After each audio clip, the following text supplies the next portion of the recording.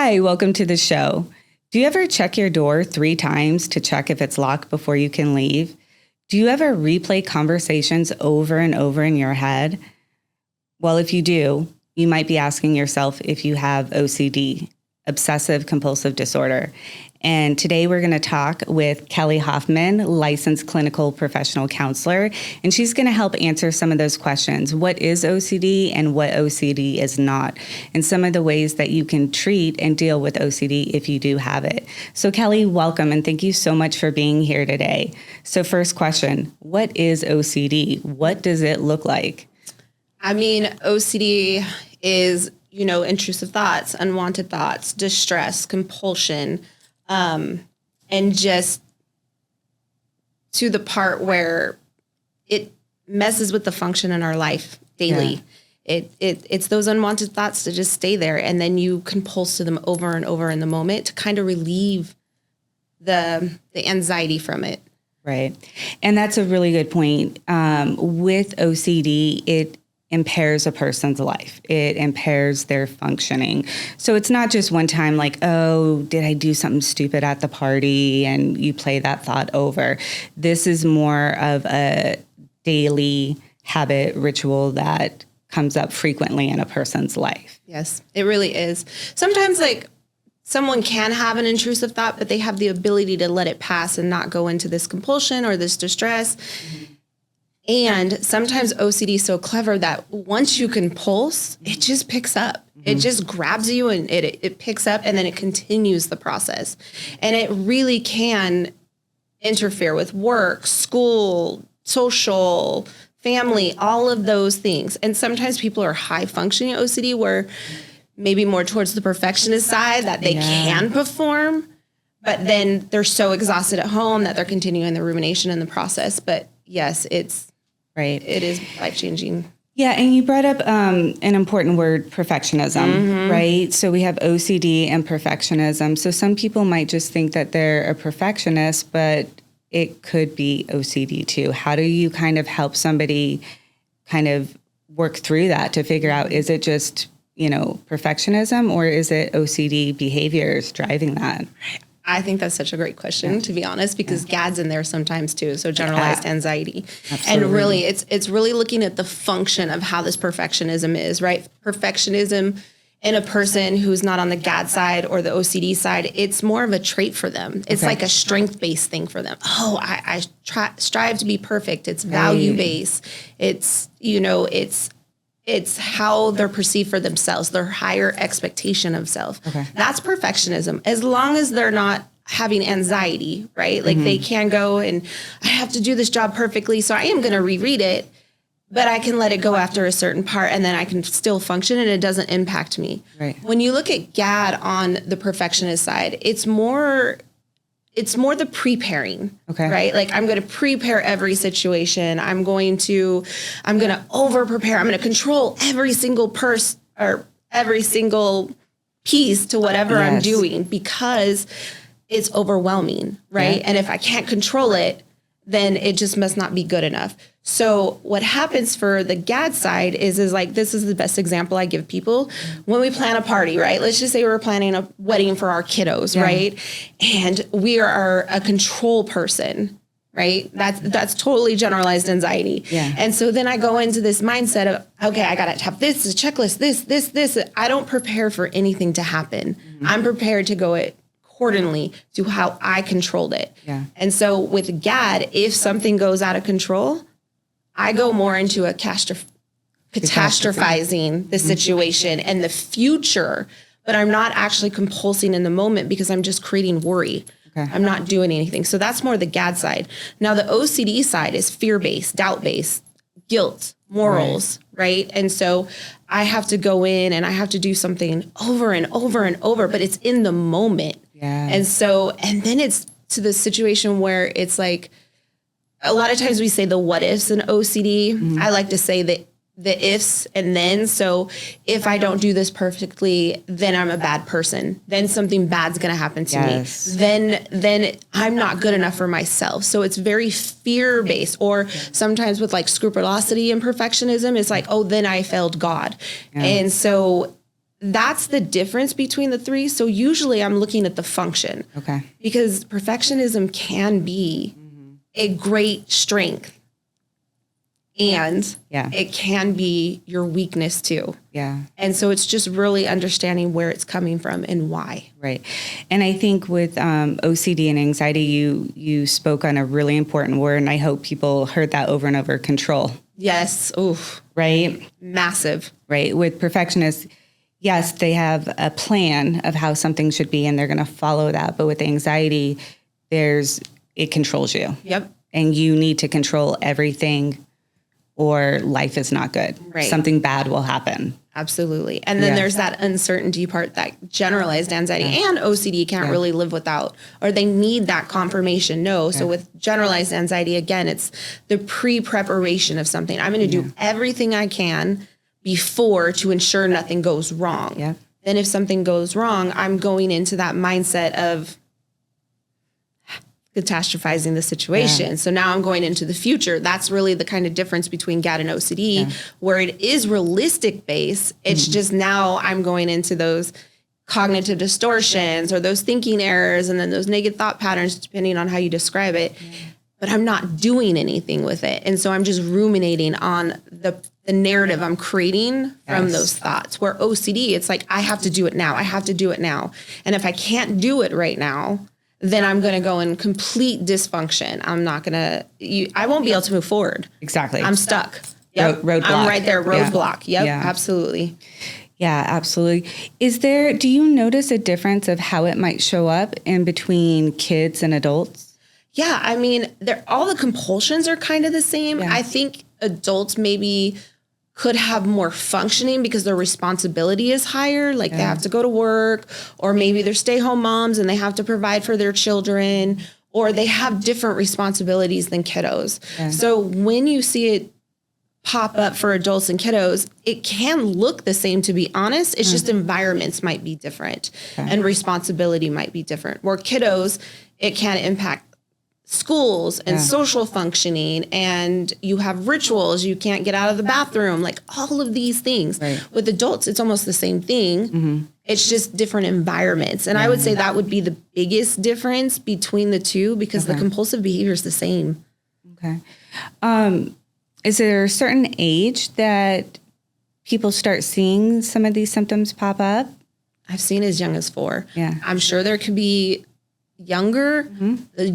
The youngest I've ever seen was 4. Okay. And that's where it's strictly parent involvement, because the kiddo is not going to know what to do. Exactly. Yeah. Exactly. Anytime you're working with kids, there has to be some kind of guardian parental involvement to help support them deal with that. I actually bring the parents into all of the conversations with OCD, because I need them completely trained and understand what they need to do, because their accommodation as a parent is it's natural. Like, I'm going to fix the problem. I'm going to make it better for you. Let me help you.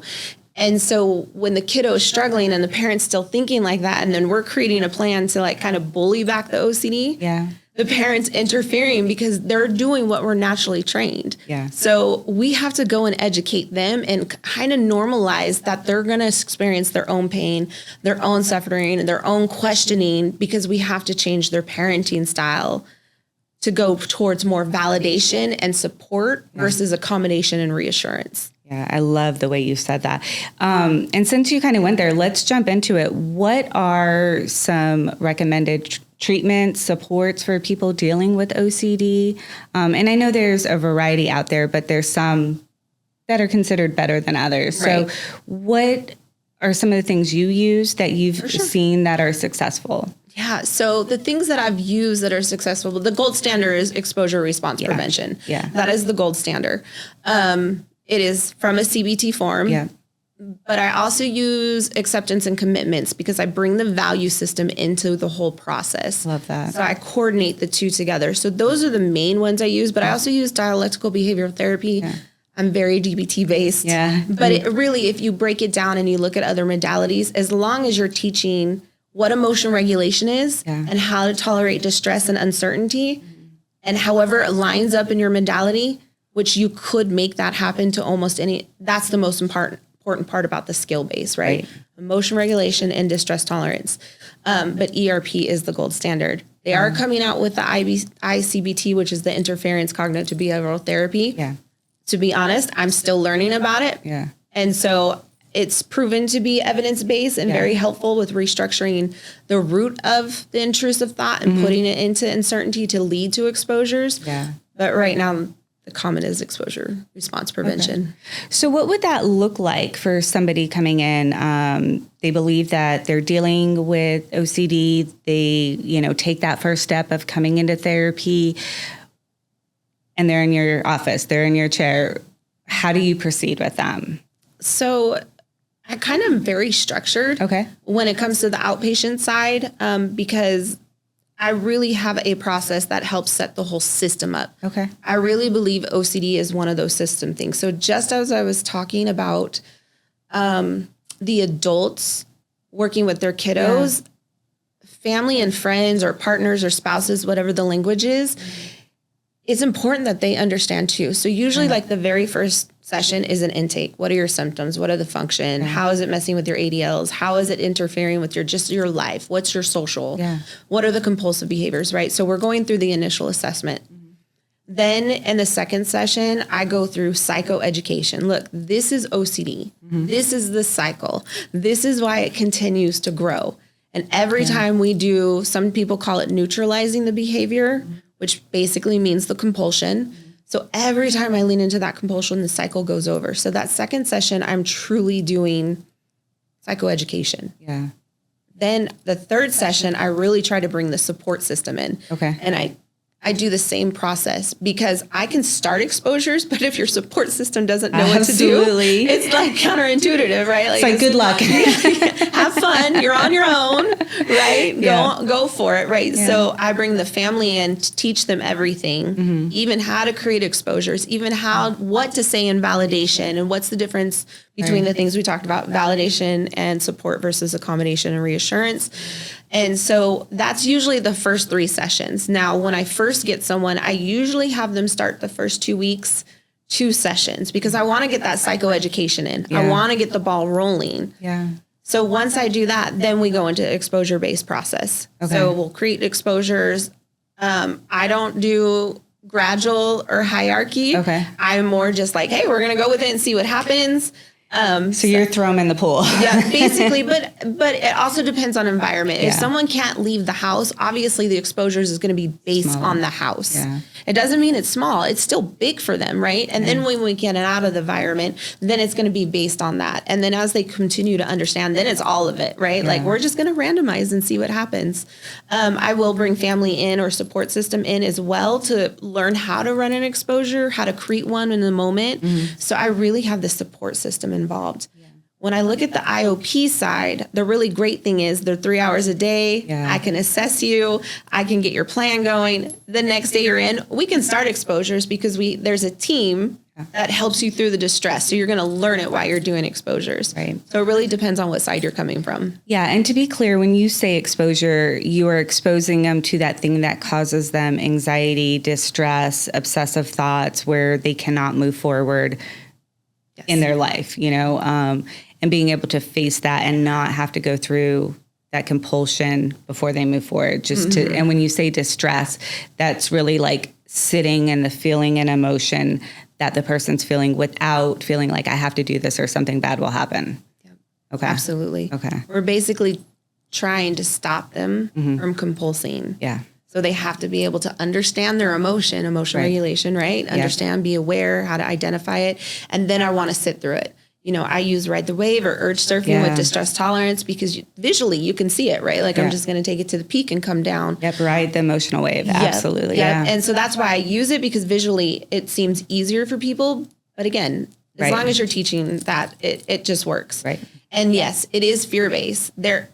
I am going to do the exposure off the fear. Now there is reality, like if their theme is, bad things will happen. I can't go and create bad things that'll happen. Right. That does nothing for them. So I will go in and create a imaginal base Our group also does virtual reality, so I can put them in a virtual reality. That's really cool. Yeah, it is so cool. And so it really is based on what their theme is. Now, if it's like contamination, I mean, we can go touch the doorknob. Right. We can wipe our hands on the wall and wipe our face or our arms or contaminize.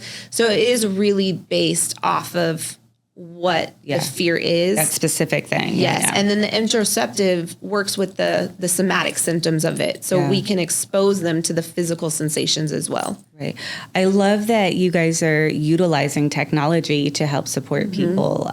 Because like you said, sometimes just in a general office setting, whether it be in person, telehealth, you can't always duplicate that. But with technology, you definitely, the doors are open to expose them to more things.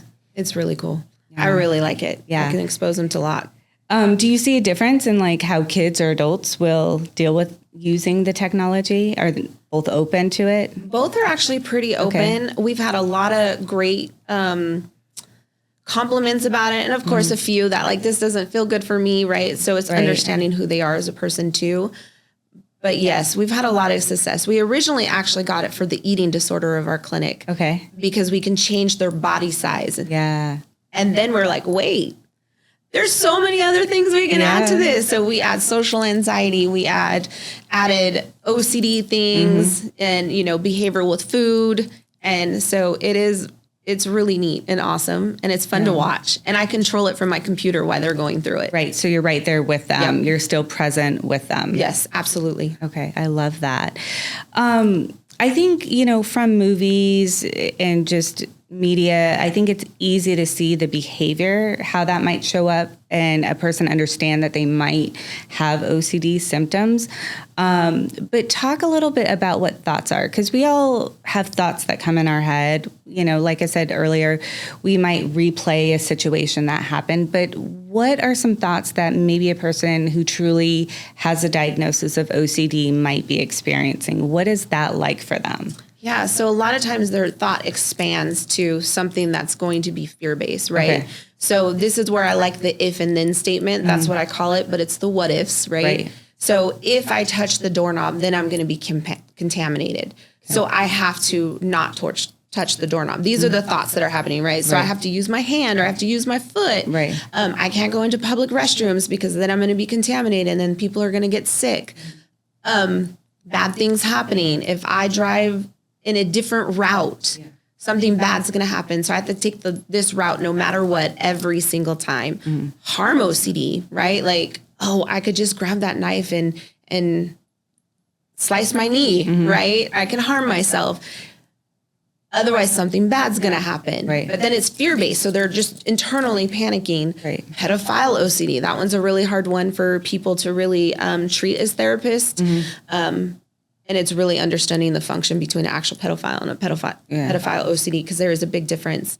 But they will have thoughts, I can't be around children. If I'm going to be around children, I'm going to hurt them. Yeah. I've seen this a lot with postpartum, where the moms are like, if they sit on my lap, then I'm aroused. Yeah. Or, if I change their diaper wrong, then I must want to touch them, right? And so it creates a disconnection. Yeah. So the thought, and then they just ruminate until they physically compulse. Yeah.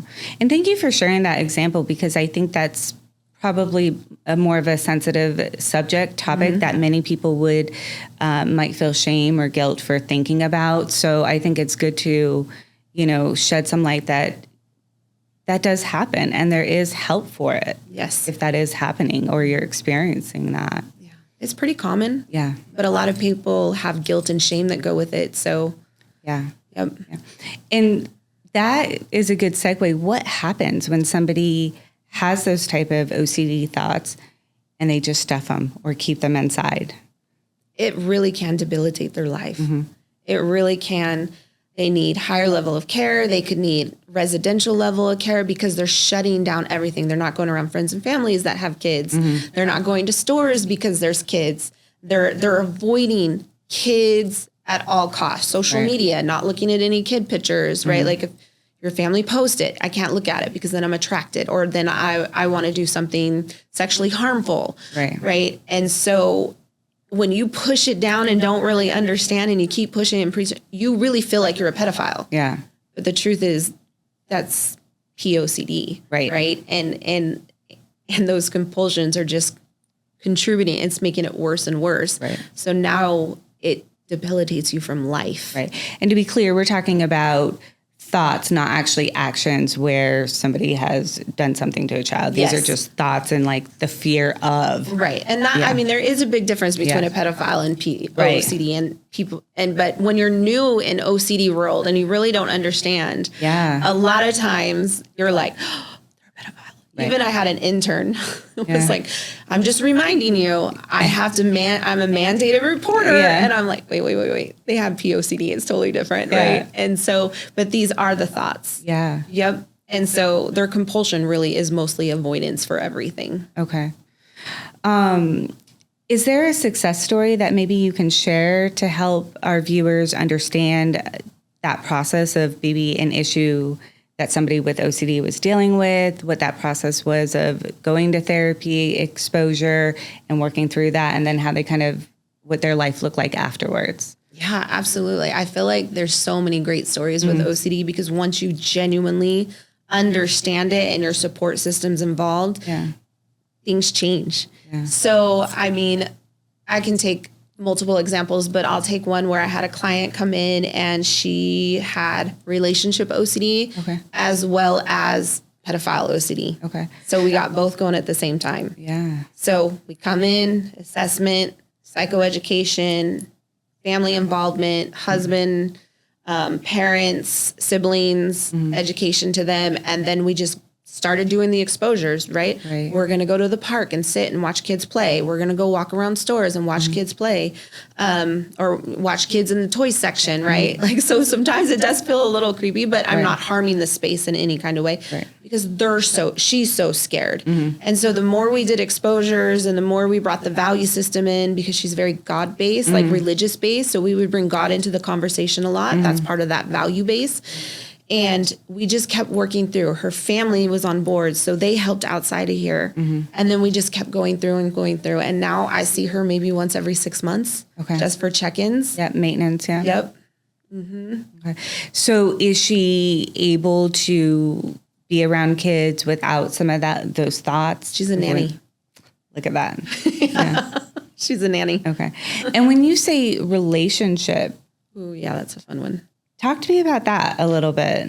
Okay. So relationship OCD is basically, am I in the right relationship? I don't feel the perfect feeling in this relationship, so it must be wrong. Or I have the ick, so this is not the right relationship. Or they're doing something annoying. This is OCD, right? It's just talking. It's just picking at everything at the partner. But then there's the other side that it can pick at you too. Like, oh, that man is so, if I use a woman, that man is so sexy. Oh, now I'm cheating on my husband. If I look at that man, then I obviously don't want to be with my husband. If I walk near men or watch sexy men on TV, then I don't want, then I'm not right for my husband. Right. So it impacts the relationship because they're really trying to avoid. And then the compulsions are always inactive. Right? Because, are you cheating on me? So now I'm snooping your phone. I'm watching you on Life 360 or whatever they have, and continuous social media, going through all of those things. And then on the opposite end, when it's for you, you're just avoiding everything that has to do with anyone that you're attracted to. Right. Regardless of male or female. You're just avoiding it. Right. So once again, not just a one-time thought. This is something that every day something's triggering it, experiencing, and then most of the time avoidance of that issue. Yes. Okay. Interesting. So do you see a lot of that? Absolutely. Okay. Absolutely. Okay. It's a fun one for me, not them, obviously, because they have to do the work. I'm just creating the plan for them to go off of. But it's very common. POCD is very common too. There's so many themes that we don't even really recognize as OCD. Right. But it's a very common diagnosis. Okay. Talk to me about some misconceptions about OCD. Because once again, movies, social media, and just to kind of clarify that, what are some misconceptions you often see and deal with? So have you ever just been out in public and someone's like, oh, I got OCD. Yes. And then you're just like, Okay. Yeah. Tell me about that. Well, I have to just make sure my room's clean, or I have to make sure something's organized. Right. Well, can you walk away from it at times? Yeah. Okay. That's not really OCD, right? Right. So that's a common thing that you hear. Right. But the truth is, we all have thoughts. Yeah. There's just some of us that can say, oh, that's just a thought and it passed and we're good. Mm-hmm. With OCD, it doesn't pass. It creates compulsions, and it's a variety of things. Mm-hmm. And so I think a lot of the misconception is they just don't understand it. Yeah. And they don't understand why people are doing this, or why it's impacting them this much, or how it's interfering in their life. Those are things that I commonly see, because it's not just cleaning or organizing. I'm not saying those aren't part of OCD, because they are, but that's not it. It's the second part. The fact that you can't walk away, you can't move forward in life until this thing happens or something bad will happen. Yep. Okay. Or whatever their fear-based thing is. Mm-hmm. Yeah. So with that, is there anything that you would recommend if somebody thinks that, like, for example, I don't have OCD, I just have anxiety, right? Mm-hmm. But as we know, somebody can have OCD and anxiety. Yeah. So if somebody is feeling like they could possibly have some traits of OCD, what would you recommend? Well, I always say, like, either get with a therapist that is trained in anxiety-based disorders, because there is a difference with modalities that are utilized, or get with a psychiatrist or your provider and just say, hey, these are the things I'm feeling. I'm uncertain. Right. The hard part is a lot of doctors, not all, can just be, oh, yeah, you have generalized anxiety. Exactly. And so we get that a lot, people coming in, I just have generalized anxiety. But then as we start to explore the function and really see what's happening, it is OCD. So I always say just start there. Just if you have a friend that's ever experienced it, social media, International OCD Foundation, online, they have resources that can tell you who through the country are OCD based. Right. And just going to a provider and just say, I'm feeling this. A good portion of the time, they're going to tell you generalized anxiety, but working with a therapist will really help you understand the function and what type of anxiety based disorder you're really working with. Right. And if somebody goes in and they get a generalized anxiety disorder and they find out later they also have, or it's really OCD, doesn't mean that that's bad or wrong. It's just sometimes more information is needed, right? And more comes out, more symptoms become available. So I think that ongoing assessment is really important, and to be honest with whether it be your general practitioner, a therapist, really be honest and open about what symptoms you're experiencing and how often. And they're just a starting point, right? Like, we are trained to be specialized in the different diagnoses. And I can't tell you how many times I get people from their primary saying, oh, I have anxiety. Okay, you do. You have an anxiety-based disorder, but let's understand what kind. Right. And some people might say, well, what does that matter? And like you were saying, some of the treatment to really address those symptoms and help somebody through that looks different. That treatment is different to be truly successful. Right. Yeah. Right. There is some different components. It can end in the same way where there's exposures for both. Yeah. But generalized anxiety is usually more an imaginal exposure. Depending on the type of therapist, like I say it's a coping script. I'm taking their worry to the worst case scenario and exposing them to the worst case scenario, which provokes the emotion that is just lingering. So that would be like the exposure. That's more. Generalized anxiety has a lot of CBT, cognitive behavioral therapy, ACT, DBT too, but depending on your skill-based foundation, I think that's all different, where OCD is really like tolerating the emotion, handling the distress, and exposure-based, as long as it lines up with the value system too. What happens if somebody just says, oh, I'm just superstitious, right? So like I have to wear the same socks every time I play whatever sporting event, right? Like we hear about these things all the time. Yeah. Yep. So what would you say to somebody who's like, oh, I'm just superstitious? Is that just a thing, or might they have some OCD thoughts? It could be, Yeah. right? Like, I get it. I have a sports athlete, and when they're having a great tournament, none of them want to change their shirt through the tournament. And it's like, this is like 3 days of wearing dirt, disgustingness, and sweat, right? Yeah. And so I understand some of that superstitious, right? Yes. When it comes to it with everything, though, then it's really trying to, okay, what is the function of it? So if you don't do it this way, then something bad's going to happen. Well, does it stop you? Yes. So if we were able to change your socks, let's just say, and put different pair on and go do our errands for the day, could you do it? Right. Like, if it's not, and my thought process is, if it's not disrupting your life, Yes. and it's just minimal things here, yes, that's an OCD trait. Right. But if it's not really doing anything anywhere else, then the truth is, like, okay. Right.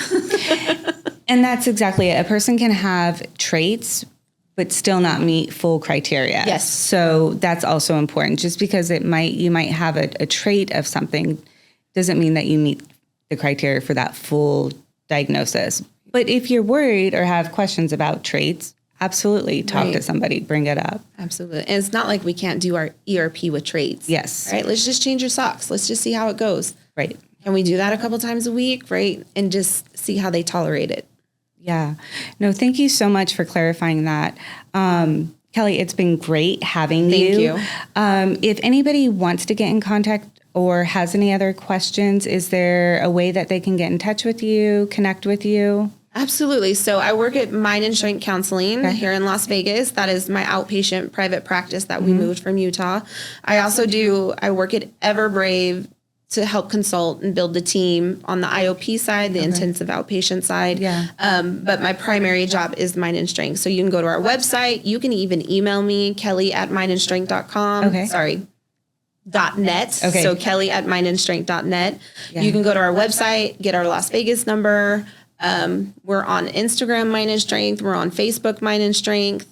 Okay. So there's a lot of things, just like Everbrave. Everbrave's on Facebook. They have a website as well that you can go to get the contact information. Okay, perfect. Thank you so much once again. It was a pleasure having you today. Yes, thank you so much. I really appreciate it. Yes, thank you. Thank you.